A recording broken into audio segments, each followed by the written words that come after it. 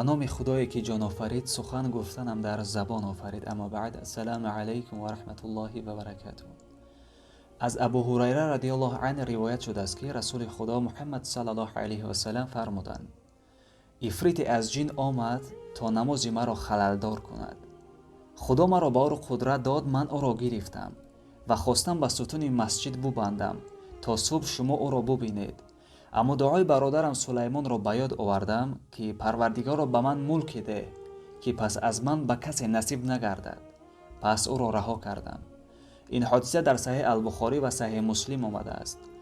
دعایی که پیامبر صلی الله علیه و سلم به یاد آوردند در قرآن در سوره صاد آیت 35 آمده است و به حضرت سلیمان علیه السلام تعلق دارد. خداوند به سلیمان قدرت داده بود که جنها زیر فرمان او بود و این قدرت به کسی دیگر نصیب نشده است. از صحابه دیگر عبدالله ابن مسعود رضی الله عنه روایت شده است که شب رسول خدا صلی الله علیه و سلم از نزد صحابه ها ناپدید شد.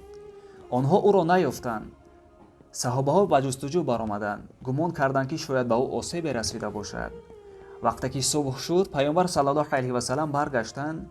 صحابه ها گفتند: ای رسول خدا، ما شما را گم کردیم و خیلی نگران شدیم. پیامبر صلی الله علیه و سلم فرمودند: نزد من دعوت کننده جنها آمد. من رفتم برایشان قرآن تلاوت کردم. سپس نشانه های آتش و ایزی آنها را به صحابه ها نشان دادند. این حادثه در صحیح مسلم روایت شده است. این واقعه ها نشان می دهد که جنها حقیقتا وجود دارند و می توانند به انسان نزدیک شوند. اما قدرت آنها مستقل نیست. همه چیز زیر اراده خداست. اگر خدا نخواهد آنها هیچ تأثیری نمی رسانند. باز از ابو هریره رضی الله عنه روایت شده است که پیامبر خدا صلی الله علیه و سلم او را مسئول نگهداری زکات رمضان کردند. شب شخصی آمد و از خرما دزدی کردن خواست. ابو هریره رضی الله عنه او را دستگیر کرد و گفت: تو را نزد رسول خدا میبرم. آن شخص التجا کرد: مرا رها کن، من فقیرم و عائله دارم. او را رحمش آمد، رهایش نمود.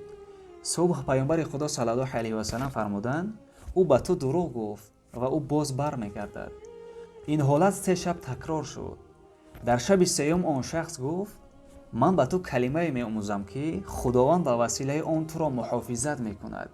هرگاه پیش از خوابت آیت الکرسی را بخوانی، از جانب خداوند محافظت بر تو تأمین می شود و هیچ شیاطین تا صبح به تو نزدیک شده نمی تواند.